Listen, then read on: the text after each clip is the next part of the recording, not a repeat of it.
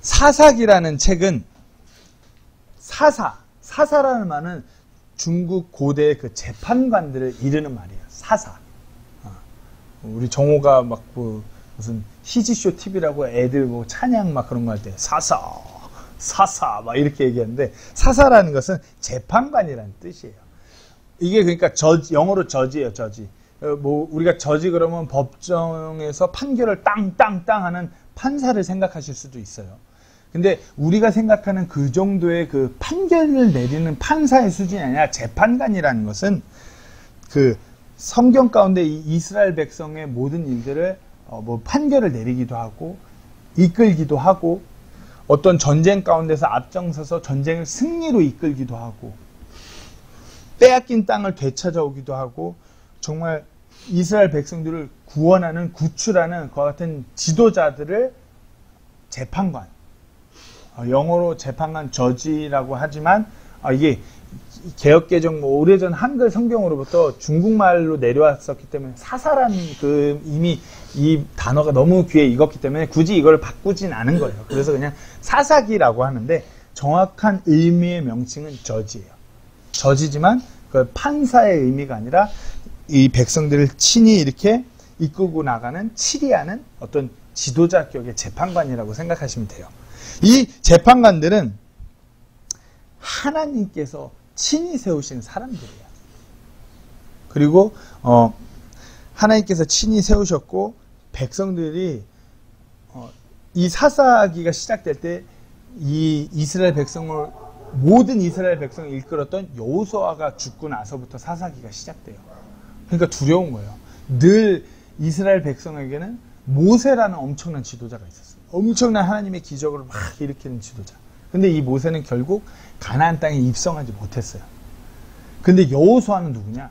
모세같이 어떤 막 되게 히어로적인 막 지팡이로 강 앞에서 빵 치니까 홍해를 갈라지게 하고 막 뱀이 나오게 하고 바위를 빵 치면 물이 쏟아져 나오게 하고 엄청난 그런 그 무슨 뭐 히어로적인 SF적인 그와 같이 대단한 그런 건 없었지만 승리로 이끈 가나안 땅을 입성하게 한 하나님의 놀라운 업적을 달성한 지도자가 이스라엘의 지도자가 바로 이 여호수아예요.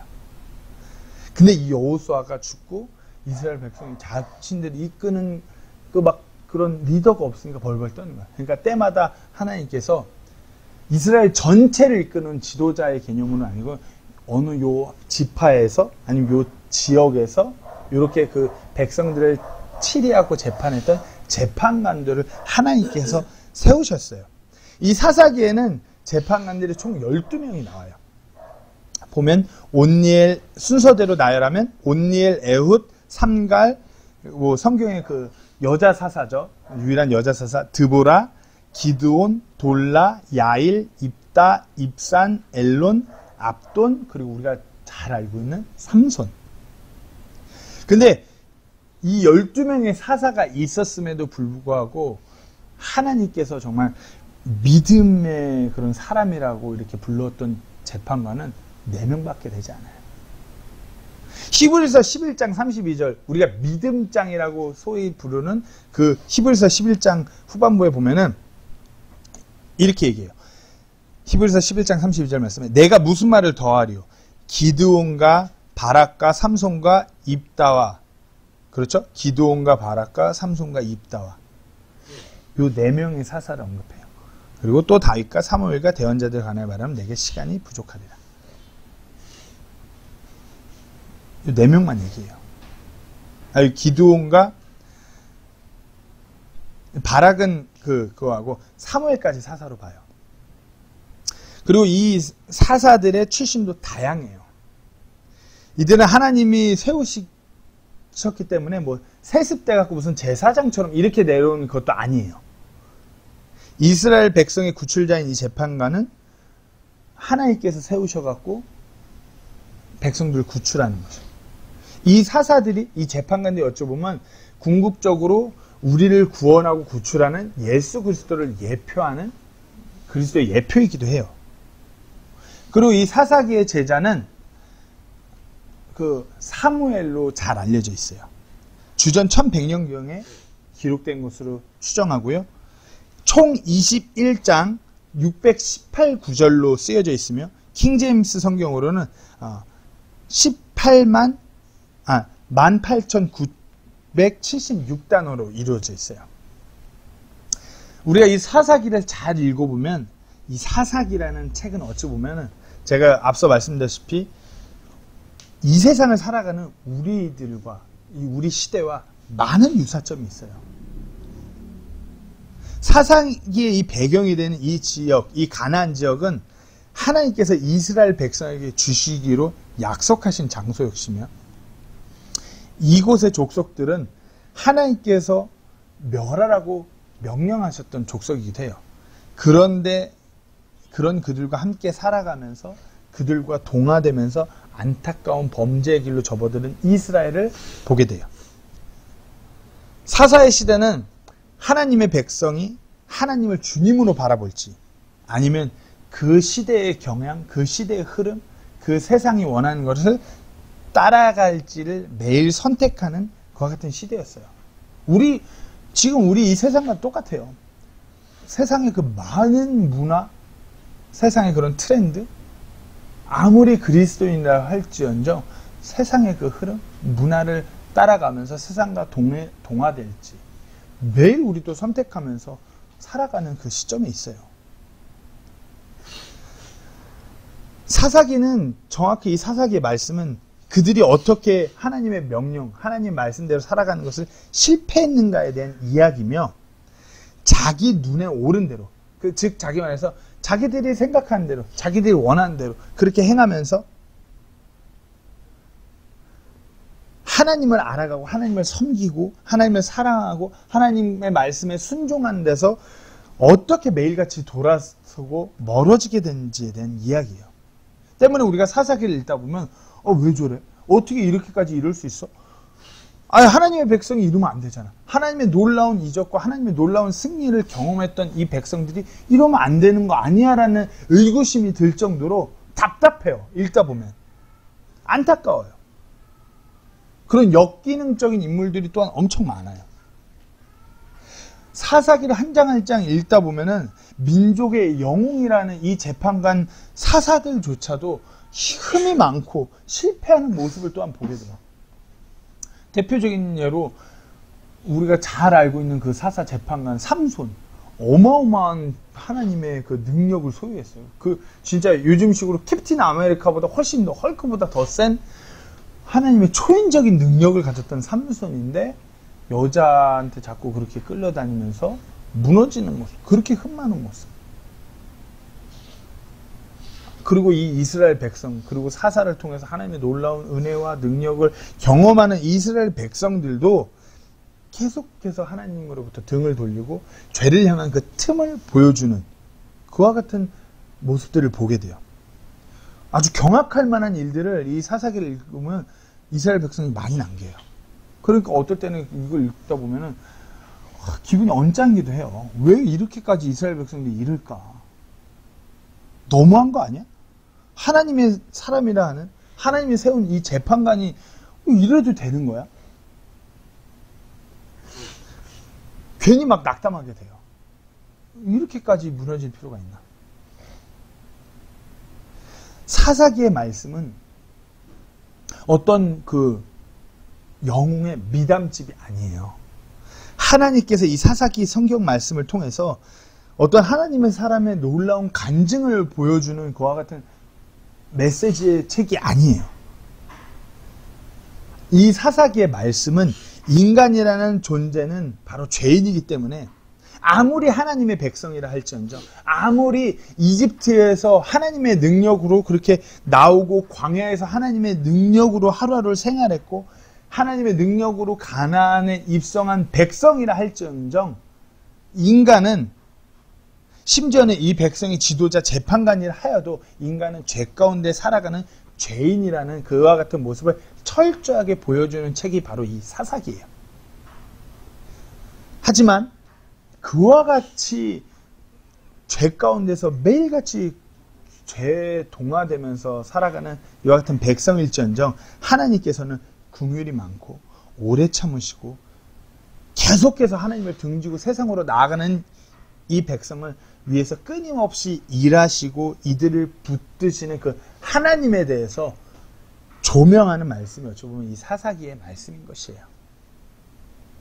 이 사사기라는 책은 어떤 그때그때마다 나오는 재판관 사사에게 집중해서 읽어나가는 것이 아니라 이 무지하고 죄 가운데 거니는 이 인간들을 붙드시고 일하시고 오래 참으시고 불쌍히 여기시는 이 하나님을 바라보면서 그 하나님의 초점을 맞추고 읽어나가야 되는 책이 바로 이 사사기예요. 이 백성이 이 정말 구원받을 자격이 없는 이 백성을 구원하시는 그 하나님을 드러낸 책 사사기. 사사기의 그 범죄 패턴은 계속해서 이 사이클처럼 나와요. 그 패턴이 동일하게 나와요. 백성들이 주께 범죄해요. 타락해요. 주께서 그들을 정신 차리게 하고자 징계하시고 주변 가나안 백성들에게 넘겨주죠. 그리고 백성은 다시 하나님께 울부짖고 간구해요. 주여 우리를 구해주소서.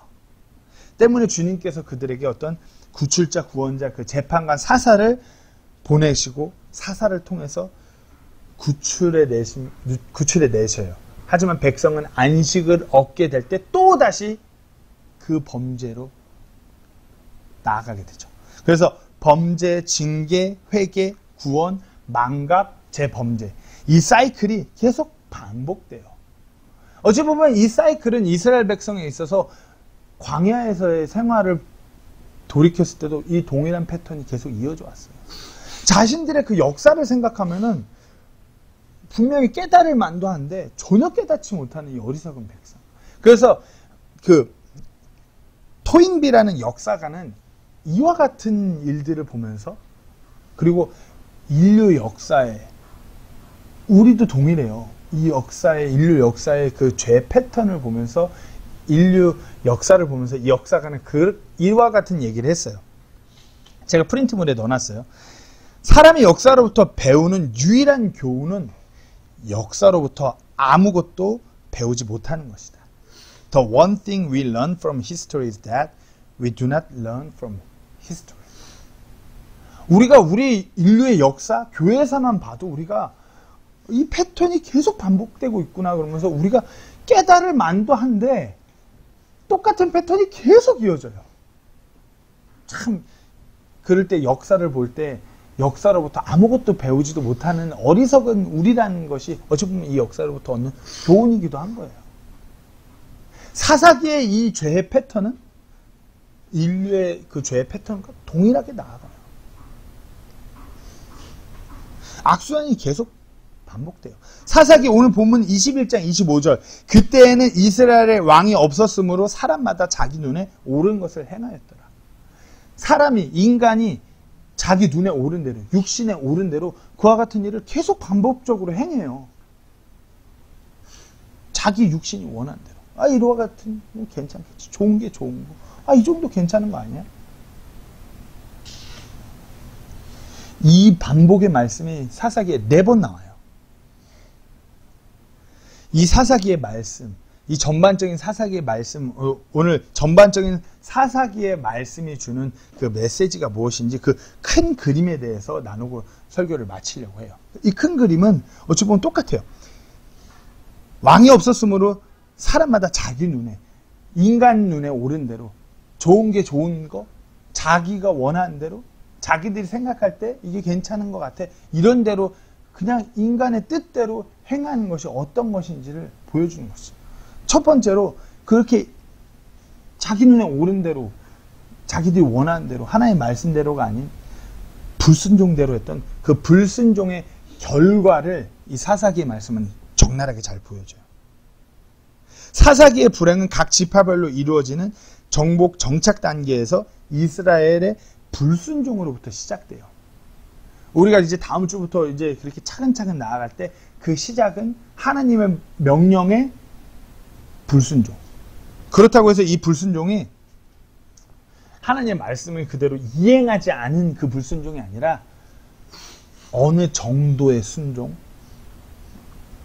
그래도 이 정도면 순종한 거 아닌가요? 이와 같은 순종?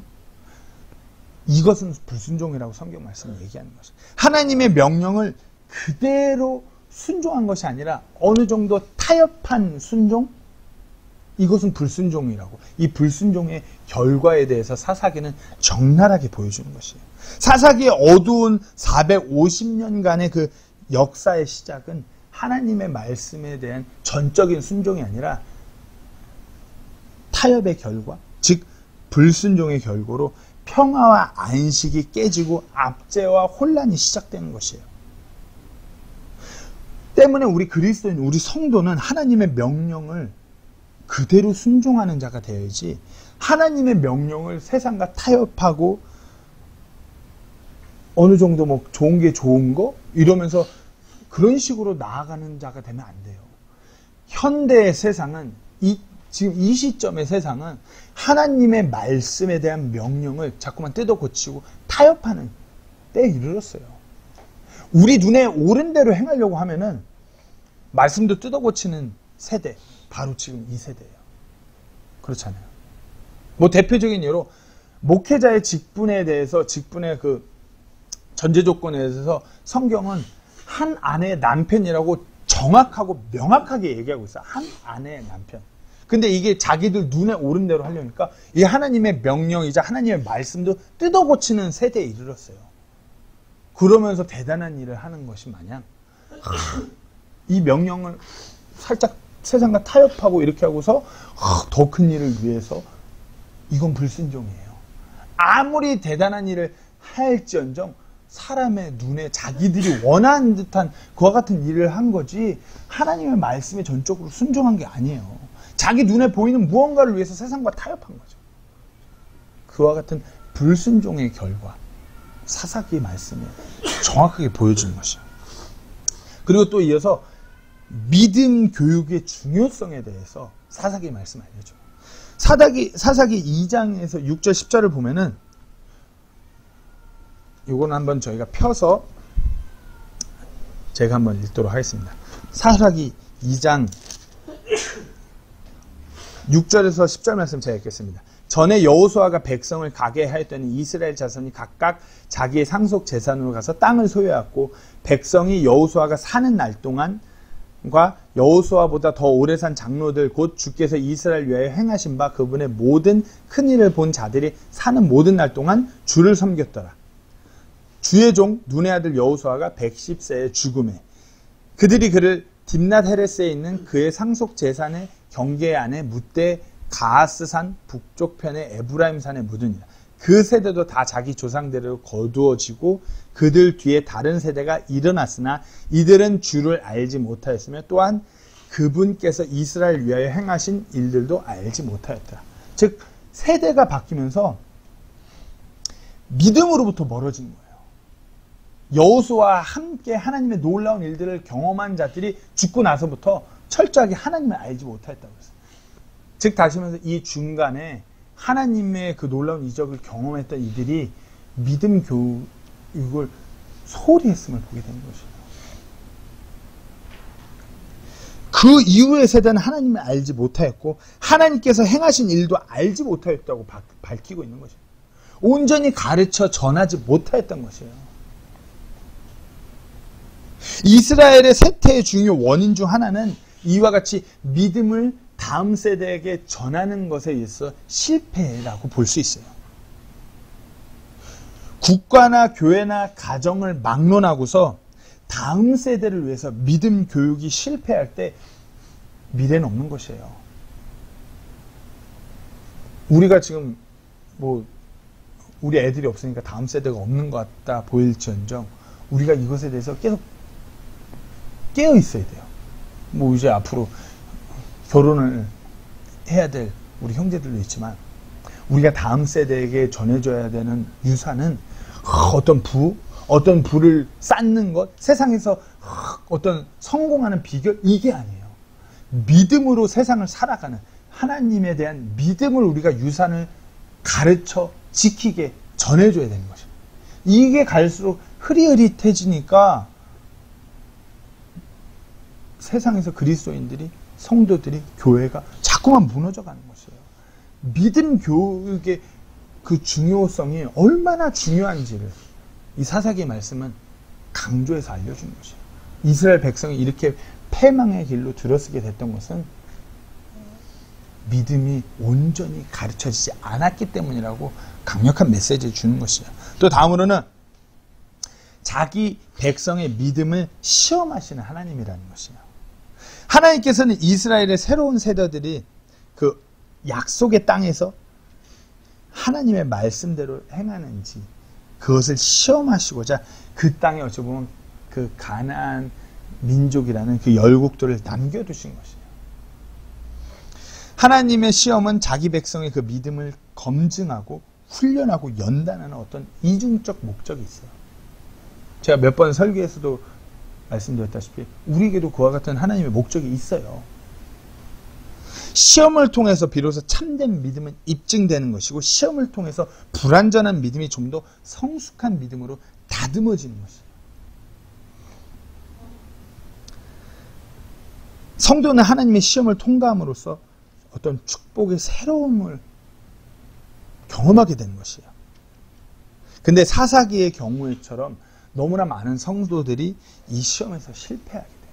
믿음으로 승리하는 삶을 살아야 되는데 이 이스라엘 백성처럼 타협하고 그들과 함께 공존하면서 그들과 동화되면서 하나님을 자꾸 등지고 세상 사람이 되어가는 것.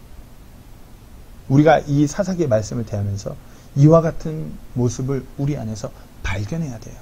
그리고 이와 같이 발견했을 때 이 부분을 우리가 철저하게 하나님 앞에서 깨트려야 되는 것이고요. 그 다음은 이 사사기의 말씀에서 인간 범죄 패턴이 나오게 돼요. 사사시대의 역사는 제가 아까 그 프린트물에 넣어놨어요. 범죄, 징계, 회개, 구원, 망각, 재범죄라고 하는 하나의 어떤 기본적인 그 역사의 패턴이 계속 반복돼요. 이 패턴이 사사기에서만 6번이 반복돼요. 근데 이 패턴은 사사기에서뿐만 아니라 어찌 보면 인류 역사에서 계속해서 반복되는 패턴이기도 해요. 우리 삶의 패턴이기도 해요. 죄짓고 하나님의 이런 시험을 통해서 징계를 통해서 정신 차려요. 하나님 앞에 무릎 꿇고 주님 제가 정말 다시 이 죄에서 돌이켜 하나님 뜻대로 살겠습니다. 죄로부터 하나님께서 우리를 건져내 주세요. 근데 우리가 다시 망각해요. 또 죄짓고 살아가요. 물론 구원받은 그리스도인에게 있어서 하나님께서 모든 그와 같은 것들을 다 용서하셨어요. 하지만 우리가 하나님의 능력 안에서 하나님의 기쁨 안에서 참된 평안과 안식을 누리면서 이 땅에서 살아가려면 우리가 하나님의 말씀 안에서 그 울타리 안에서 살아가야 되는데 자꾸만 범죄함으로 인해서 자꾸 세상과 동화돼요. 이와 같은 그 범죄 패턴, 이게 아담의 타락 이후 모든 시대, 모든 사회, 모든 개인의 삶의 패턴에서 기본적으로 근본적으로 나타나는 죄 패턴이라는 것이에요.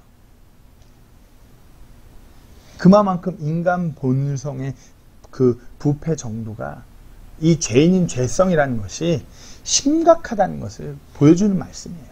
어떻게 할 수가 없다는 것 때문에 우리가 오직 하나님의 말씀으로 하나님의 붙듦으로 주 안에 거함으로 계속해서 나아가야 되는 것이에요. 좀 역설적인 말이에요. 하나님께서는 우리한테 거룩하라고 명령하셨어요.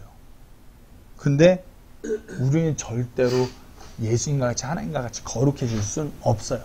하지만 하나님께서 우리에게 거룩하라고 명령하셨어요. 때문에 우리가 그렇게 계속해서 그와 같은 삶을 살아가야 되는 것이고요. 계속 나가겠습니다. 그리고 사사기의 말씀은 반복될수록 악화되는 죄의 결과를 보게 돼요. 사사기 어떤 3장부터 16절까지 본론 부분에는 아까 말씀드린 그 죄의 패턴 주기가 6차례 반복돼요. 그리고 그 주기는 단순한 반복이 아니라 죄 주기가 반복되면 될수록 이스라엘의 어떤 영적인 도덕적인 상태는 더욱더 깊은 수렁으로 빠져드는 것을 우리가 사사기 말씀을 통해서 발견하게 돼요. 성경은 인간이 범죄해도 용서받는다는 것을 가르쳐줘요. 하나님은 용서의 하나님이라는 것을 성경 말씀은 보여줘요. 그러나 용서받을 수 있다고 해서 범죄해도 된다고 성경 말씀은 가르쳐주지 않아요. 반복되는 범죄는 더욱더 심각한 죄의 결과물을 수반하기 때문이에요. 우리가 거룩해질 수 없지만 그렇다고 해서 거룩하지 말라고 성경 말씀을 얘기하는 것이 아니에요. 우리가 거룩해질 수는 없어요. 완벽한 그 거룩의 상태, 하나님 예수님과 같이 될 수는 없지만 그럼에도 불구하고 하나님께서는 우리에게 거룩하라고, 거룩하게 구별되라고 명령하시는 것이에요. 음행한 여인을 용서하시고 예수님께서 이렇게 말씀하셨어요. 요한복음 8장 11절 말씀에 예수님께서 그녀에게 이르시되 나도 너를 정죄하지 아니하노니 가서 다시는 죄짓지 말라 하시더라. 즉 다시 말해서 예수님께서 그 음행한 여인에게 내가 너를 용서했다. 음행한 여인에게 뭐 돌로 맞아 죽을 뻔한 그 여인을 용서하심으로 해서 그 상황으로부터 구원하셨어요. 그 여인을 구원하셨어요. 그렇다고 해서 그 여인에게 계속 가서 그런 삶을 살아 이렇게 방치한 것이 아니라 가서 다시는 죄짓지 말라고 말씀하셨어요. 즉 그 죄의 패턴을 깨라고 말씀하신 거예요. 우리가 사사기 말씀을 통해서 계속 그 죄의 패턴이 반복되고 더 심한 죄의 결과, 그런 더 심한 깊은 죄의 수렁 속으로 빠져드는 이 이스라엘 백성의 모습을 보면서 우리도 발견해야 돼요. 우리 삶 가운데서 계속 반복되는 그 죄의 패턴. 그것을 발견하고 우리가 깨트려야 되는 것이에요. 그리고 이 사사기 말씀은 징계를 통해서 나타나는 하나님의 사랑을 보여줘요. 하나님은 이스라엘 백성이 하나님 자신을 배반하고 범죄에 빠질 때마다 그 가나안 주변 열국을 통해서 이스라엘을 징계하셨어요. 하지만 이 징계는 안타까운 하나님의 사랑의 표현이에요. 그 목적은 범죄한 이스라엘 백성들이 자신들의 그 범죄를, 죄를 깨닫고 회개하고 하나님께로 돌아오게끔 하도록 하는 하나님의 그 사랑의 표현인 것이에요.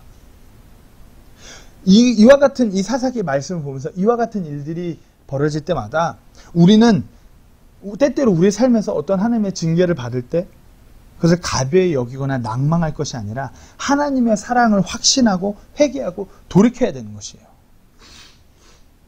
하나님께서 자신의 백성을 징계하실지언정 결코 버리시지 않는다는 것을 우리가, 이와 같은 진리가 우리에게 엄청난 위안과 용기를 주는 것이에요.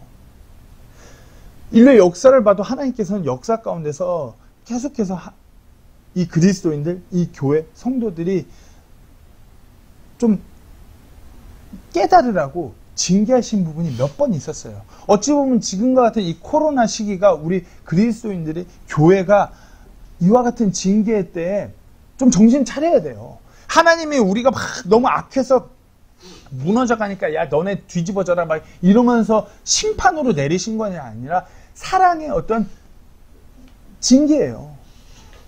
뭐 애들식으로 하면 사랑의 맴매? 우리가 이 시기를 통하여서 좀 깨어야 돼요. 우리가 얼마나 하나님께서 허락하신 모든 것들을 안일하게 생각하고 감사하지도 않고 기뻐하지도 않고 하나님 안에 거하지도 않고 자꾸만 세상과 동화되면서 세상이 원하는 모습으로 살아가는지 우리가 뒤돌아봐야 하는 타이밍이에요. 하나님 앞에 깨닫고 돌아서서 회개해야 되는 때고 무릎 꿇어야 되는 때고 우리 자신을 낮추고 부복해야 되는 때예요. 우리가 이 사사기의 말씀을 통해서 그와 같은 것을 돌아봐야 되는 것이. 히브리서 15장 5절에서 6절 말씀을 말씀하십니다. 또한 자식들에게 하듯 너희에게 말씀하시는 권면의 말씀을 너희가 잊었도다. 이르시되 내 아들아 너는 주의 징계를 멸시하지 말며 그분께 책만 받을 때에 낙심하지 말라. 주께서 사랑하는 자를 친히 징계하시고 자신이 받아들이는 이들마다 채찍질 하시느니라 하셨느니라. 제가 정호를 양육함에 있어서 몇 번 엄하게 매를 들었었어요. 왜요? 저희 아들을 사랑하기 때문에 온전하게 가르치기 위해서 매를 들었던 것이에요. 제가 지나가던 주변에 보이는 아이들한테 함부로 매대거나 징계하거나 훈계의 말을 저 하지 않아요. 내 애가 아니니까. 내가 진짜 사랑하는 내 아들이 아니니까 그렇게 하지 않아요. 하나님께서는 하나님의 백성을 그와 같이 때때로 채찍질하고 징계하실 때가 있어요. 왜? 사랑하시기 때문에. 우리를 온전히 성장하도록 그렇게 기르시는 하나님의 사랑이라는 것을 우리가 좀 이 사사기의 말씀을 읽을 때 깨달아 아셔야 돼요. 아, 하나님 왜 막 내가 하는 일들이 왜 이렇게 착착 풀리지 않도록 왜 이렇게 생각하는 것이 아니라 우리 삶을 돌아봐야 돼요. 하나님이 이렇게 채찍질하고 하시면서 나를 사랑하셔서 내가 더 바르게 건강하게 자라길 원하시구나. 무릎 꿇으셔야 돼요. 이 사사기의 말씀에 이 이스라엘 백성들 하나님이 그렇게 사랑하시면서 징계하시고 이끄시고 붙들고 또 채찍질하고 또 타락하고 또 범죄하고 이와 같은 이 이스라엘 백성의 모습을 볼 때마다 이 모습이 바로 나의 모습이구나 하는 것을 우리가 돌아봐야 되는 것이에요. 자, 그리고 사사기의 말씀은 위기 믿음의 문제점을 보여줘요. 위기 믿음의 문제점. 이스라엘 백성은 막 압제 속에서 가나안 백성들로부터 민족들로부터 이렇게 견디기 힘들 때마다 하나님을 찾고 부르짖어요. 그러니까 긴급한 때만 하나님을 찾는 거예요. 위기의 때만. 자기들 잘 나가고 편하고 누릴 수 있을 때는 자기들 원하는 대로 인간적인 흐름 막 다 즐기면서 만끽하면서 좋은 게 좋은 거 그런 식으로 나아가다가 결국 극적으로 그 죄의 결과로 인해서 가나안 민족들에게 압제, 위기가 찾아왔을 때, 하나님, 이 문제 해결을 위해서 하나님 해결해 주세요. 하나님, 우리를 구원해 주세요. 우리를 구출해 주세요. 어찌 보면 이게 당연한 모습이기도 해요. 위기에 붙들 건 하나님밖에 없죠. 근데 그렇게 위기의 때만 하나님을 찾는 것은 이와 같은 결과를 초래하게 돼요. 위기 속에 방치돼서 맨날 위기 가운데 살아가든지 아니면 때마다 계속해서 위기가 주기적으로 찾아오는 거죠. 우리가 분명히 아셔야 되는 게 하나님은 우리 삶 가운데서 어떤 위기 가운데 대처하는 스페어 타이어나 어떤 플랜 B나 어떤 보험이나 어떤 위급하게 찾는 뭐 응급전화 뭐 그와 같은 것이 아니에요. 하나님은 우리가 사랑하고 늘 함께 교제하고 늘 삶 가운데서 함께 동행하는 것 같은 대상이에요. 내 삶의 모든 부분을 하나님께 맡기고 하나님 붙들고 살아가야 되는 것이지 어떤 위기 때만 막 주여 도와주시옵소서 이게 아니란 말이에요. 계속 나가겠습니다. 이 사사기 말씀을 통해서 변화와 동기의 기로에 서 있는 모습을 보게 돼요.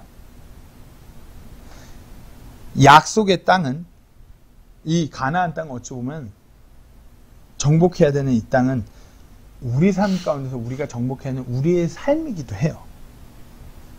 이스라엘 백성이 이 가나안 땅에서 하나님의 왕국을 세워야 했던 것처럼 우리도 우리 삶 가운데서 하나님의 왕국을 세워나가야 돼요. 즉 그리스도인은 세상의 빛과 소금으로서 자신들이 속한 환경을 변화시켜 나가야 할 사명이 있어요. 이 이스라엘 백성도 이 가나안 땅들 정복하여서 하나님의 왕국으로 변화시켜야 할 사명, 명령이 이들에게 주어져 있었어요. 그런데 어찌 보면 우리에게 적용시켜서 말하면 그리스도인들에게 어떤 인본주의적인 죄악된 문화를 우리가 이 땅에서 살아가면서 그리스도인으로서 교회로서 변화시켜 나가는 것이 아니라 이 인본주의적인 이 세상을 살아가면서 자꾸 동화돼 가요. 지금 세상을 돌아봐요. 인본주의라는 것이 사람이 삶의 주체가 되고 주인이 되고 사람이 원하는 데서 살아간다라고 하는 것이 얼마나 악한지 때때로 믿음이 없는 사람들도 세상이 악해지고 있다라고 얘기할 정도예요. 그렇잖아요. 인본주의가 뭐예요? 포스트 모더니즘이 뭐예요? 사람이 원하는 대로 사람 눈에 오른 대로 살아가는 게 인본주의예요. 사람이 신이 되는 신격화되는. 로마서 12장 2절 말씀은 이렇게 얘기하고 있습니다. 너희는 이 세상에 동화되지 말고 오직 너희 생각을 새롭게 함으로 변화를 받아 하나님의 선하시고 받으실 만하며 완전하신 뜻이 무엇인지 입증하도록 하라. 즉 다시 말해서 우리는 이 땅에서 변화를 이루면서 살아가야 돼요. 이 땅에 동화되는 것이 아니에요. 사사시대의 이 이스라엘의 역사적 전철을 그대로 되밟는 그와 같은 것을, 그와 같은 악행을, 그와 같은 무지함을 우리가 그렇게 전철을 되밟는 것이 아니라 진정 우리 이 땅에서 변화시키는 하나님의 왕국을 세워나가는 그와 같은 그리스도인이 돼요. 우리가 사사기 말씀을 읽으면서 이와 같은 모습을 볼 때 우리가 반면교사로 삼아서 우리 자신을 깨닫게 해야 되는 거죠. 자, 계속 나갑니다. 배교의 대표적인 사례, 종교적 다윈주의가 이 사사기 말씀에 나와요. 이 이스라엘 백성이 하나님 앞에 행한 범죄는 다름 아닌 가나안 신들을 섬긴 것이에요. 구체적으로 제가 막 그 가나안 신의 종류에 대해서 이거 앞으로 이제 사사기 강해를 해 나가면서 구체적으로 이 신들에 대해서 나가겠지만, 이 신들은 인간적인 욕심을 채워주는, 인간적인 욕망을 채워주는 신들이에요. 가나안 신들은 어떤 부를 채워주는 것, 농경사회에서 농사가 잘 될 수 있도록 하는 신, 부를 쌓는 신, 쾌락을 쌓는 신, 이와 같은 신들이에요. 근데 이스라엘 백성이 하나님을 완전히 등지고서 이들을 숭배하기로 선택한 것이 아니에요. 보면은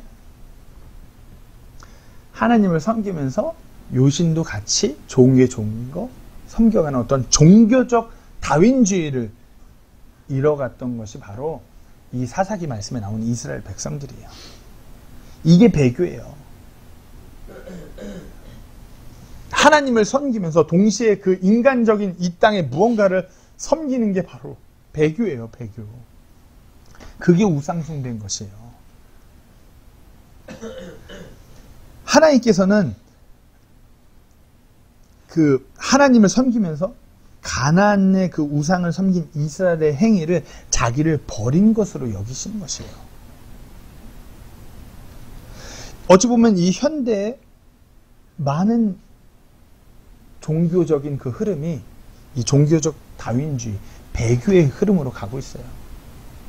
원래 코로나만 아니었으면은 그 종교 통합 선언식이라고 그래서 모든 종교가 하나의 신을 섬긴다고 그러면서 뭐 불교, 뭐 이슬람, 유대교, 뭐 다 천주교 모든 종교 지도자들이 그걸 모여서 선언하는 선언식이 있는데 그게 연기됐거든요.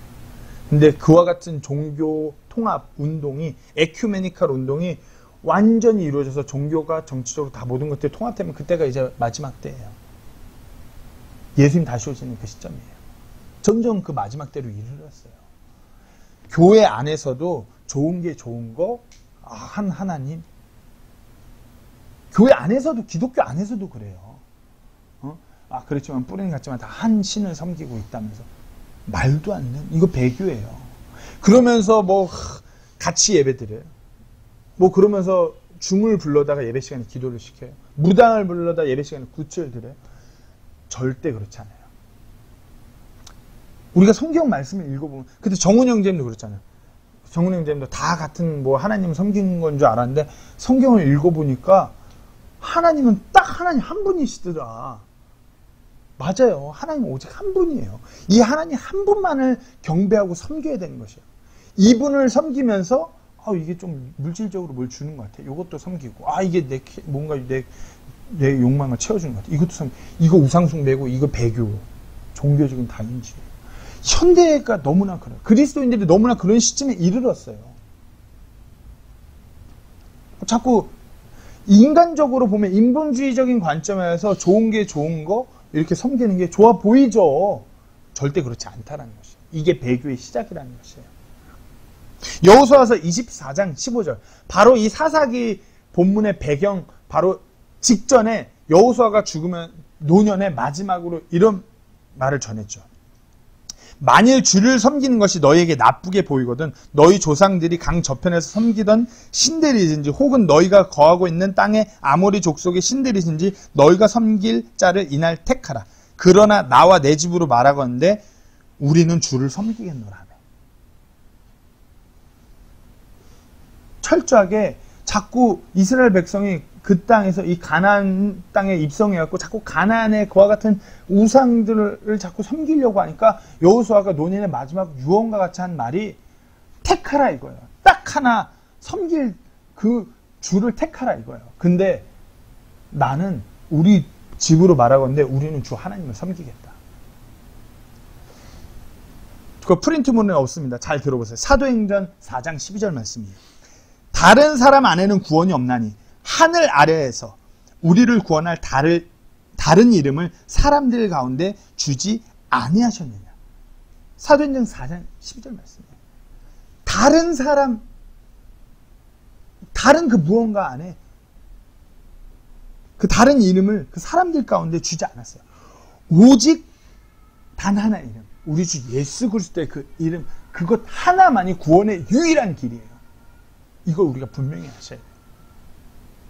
세상이 자꾸만 함께 하는 걸 together 막 좋아 보이는 걸로 말하면서 막 종교가 함께 얼마나 좋냐, 큰일하고 해서 우리가 이렇게 힘을 협력해야 된다 이렇게 나아갔는데 이거 절대로 아니에요.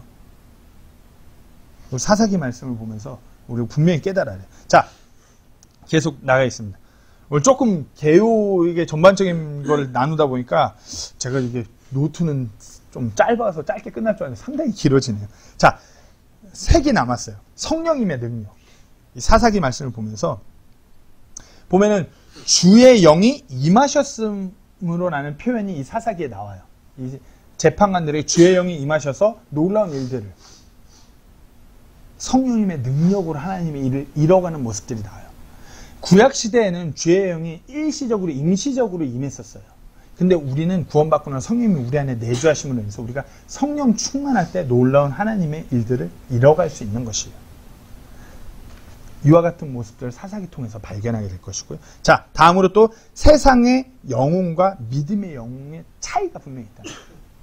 세상의 영웅은 어찌 보면 세상적으로 대단한 커리어를 갖고 있는, 내노라는 학교를 나온 사람, 부자, 유명한 사람, 뭐 이와 같은 사람이 세상에 어찌 보면 좀 세상의 히어로, 세상에 영향력 있는 인물이잖아. 근데 성경 속에서 하나님이 들어서시는 믿음의 영웅은 그렇지 않다라는 것이에요. 하나님께서 세운 이 재판관들은 불세출의 영웅이 아니었어요. 오른손에 장애가 있는 왼손잡이. 근데 이때 당시 왼손잡이는 좀 장애가 있는 좀 이상한 사람으로 여겨졌었단 말이에요. 근데 그와 같은 사람을 하나님이 들어 쓰셨어요. 그리고 한 남편의 아내. 이 구약시대 여자라는 것은 물건으로 취급됐던 그와 같은 존재예요. 근데 그와 같이 미천한 사람일지언정 하나님이 들어 쓰셨어요.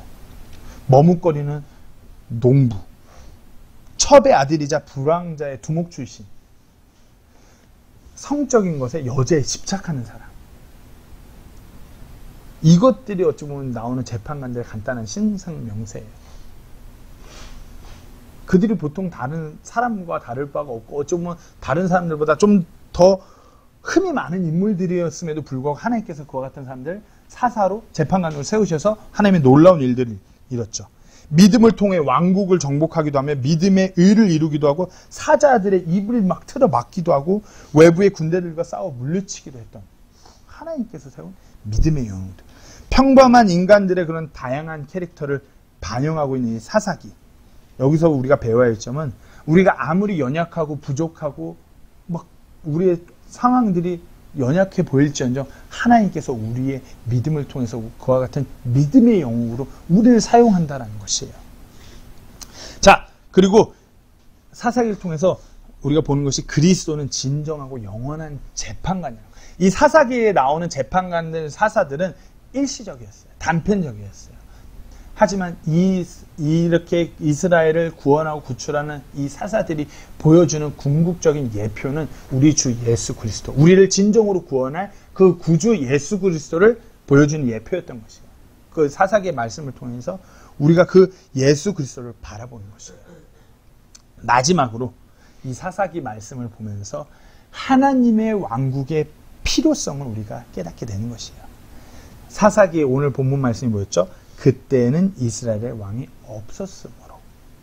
이와 같은 이 메시지가, 이 구절이 반복적으로 메아리처럼 울려지는 이 사사기 말씀이에요.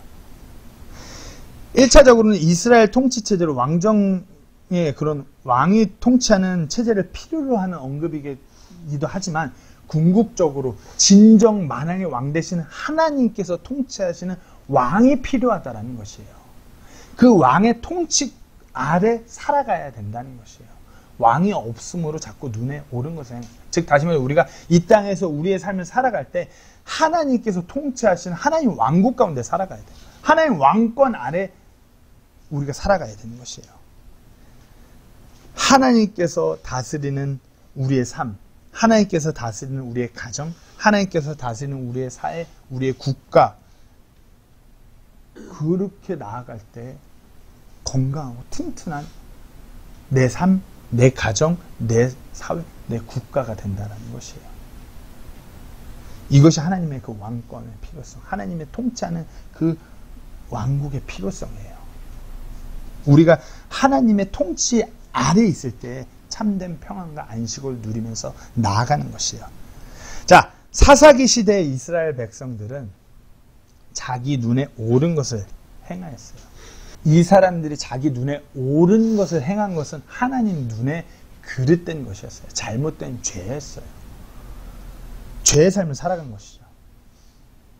오늘은 어찌 보면 포스트 모더니즘 시대라고 그래요. 절대적인 진리, 하나님을 부인하고 어떤 인간적인 체험이나 선호도의 기준을 맞춰서 판단하는 시대예요. 사람이 원하는 것을 행하며 살아가는 시대에 이르렀어요. 우리가 이와 같은 시대에서 진정 하나님이 드러나는 삶을 살아야 돼요. 하나님이 통치하는 그 통치 아래 살아가는 삶을 살아가야 되는 것이에요. 이 사사기의 말씀을 대함으로 인해서 이와 같이 안타까운 모습들을 보면서 우리가 진정 받는 교사로 삼아서 우리 삶을 깨트리고 변화시켜서 이 세상과 자꾸 동화되어가는 우리의 삶을 변화시켜야 되는 것이에요. 하나님께서는 이 사사기의 말씀을 통하여서 지금 이 시점에도 우리에게 전하고자 하는 그 강력한 메시지가 있는 것이에요. 한 명 한 명에게 전하는 것이에요. 하나님 눈에 오른 것을 행함으로 진정 하나님 원하시는 그와 같은 모습으로 나아가는 하나님이 허락하신 그 평안과 기쁨과 그 안식 가운데 살아가길 원하시는 하나님의 사랑을 우리가 알아야 되는 것이에요. 지금 현대판 사사기는 계속 진행되고 있는 것이에요. 어떻게 현대판 이 사사기 속에서 이 사사기를 읽으면 나오는 이 안타까운 이스라엘 백성과 같은 모습으로 살아가시겠어요? 아니면은 우리 눈에 오른 대로가 아닌 하나님 눈에 오른 대로 살아가는 그와 같은 백성으로 살아가시겠습니까? 우리가 사사기 말씀을 읽으면서 진정 하나님 눈에 옳은 것을 행하는 그와 같은 백성으로 나아가는 우리 모두가 되기를 간절히 소망합니다. 기도하고 마치겠습니다.